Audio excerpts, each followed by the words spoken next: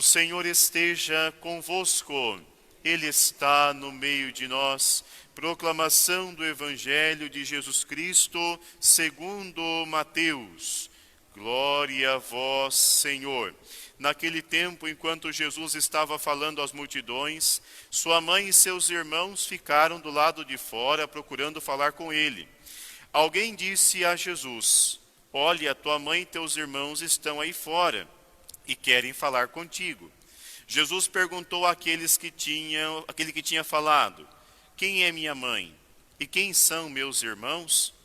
Eis minha mãe. E estendendo a mão para os discípulos, Jesus disse: eis minha mãe e meus irmãos. Pois todo aquele que faz a vontade do meu Pai, que está nos céus, este é meu irmão, minha irmã e minha mãe. Palavra da salvação. Glória a vós, Senhor. Podemos nos sentar, queridos irmãos e irmãs, sejamos bem-vindos a esta celebração. Hoje a igreja celebra uma festa muito bonita, a festa de Nossa Senhora do Carmo, que é a grande padroeira da ordem carmelita. Carmo é a abreviação de Monte Carmelo. Monte Carmelo é uma pequena elevação que existe na região da Palestina, no qual o profeta Elias fez profundos encontros com Deus. É no Monte Carmelo que Elias experimenta o Senhor que passa na brisa suave, e é também neste mesmo local que Elias faz uma bonita profecia, concluindo 3 anos sem chuva naquela região, onde ele vê uma pequena nuvem que avisava a vinda da chuva que iria fertilizar o solo naquela época.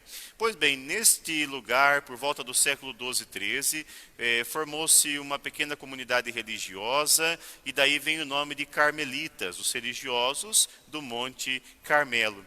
A palavra Carmelo significa jardim de Deus, e à nossa mente nos vem a imagem do jardim do Éden, o jardim original que o Senhor plantou e no qual o Senhor colocou o homem e a mulher, suas principais criaturas, com o intuito de viver em comunhão. Este é o objetivo da criação, que nós estejamos em comunhão com o mundo, em comunhão conosco e principalmente e fundamentalmente em comunhão com Deus. Viver em comunhão com Deus significa fazer a sua vontade. Não tem como eu estar em comunhão com o Senhor, mas não fazer a vontade de Deus para a minha vida. A história nós conhecemos. Os nossos primeiros pais não conseguiram permanecer na comunhão com o Senhor, porque em determinado momento deixaram de fazer a sua vontade e desobedeceram a Deus. Desse modo perderam a graça santificante e também a filialidade divina. Com o pecado, com aquela primeira transgressão, com aquela primeira desobediência e falta de comunhão, o pecado, a morte entrou no mundo e nós deixamos de ser filhos de Deus. Mas o nosso Deus é tão bondoso, e esse divino jardineiro que ama tanto as criaturas criadas por Ele, plantadas por Ele nesse grande jardim que é o mundo, na plenitude dos tempos veio ao nosso encontro para devolver-nos a sua graça, o seu Espírito, e desse modo para adotar-nos como novamente seus filhos e fazer-nos seus filhos adotivos. Isso foi feito por meio de Jesus Cristo, que veio a nós, assumiu a nossa humanidade e nos permitiu chamar o nosso Deus de Pai. Desse modo, permitiu-nos também vencer o pecado e agora sermos filhos deste grande Pai amoroso. E uma outra mulher teve grande participação em toda esta obra salvífica. É a Mãe de Deus, a Virgem Maria, a Senhora do Carmo.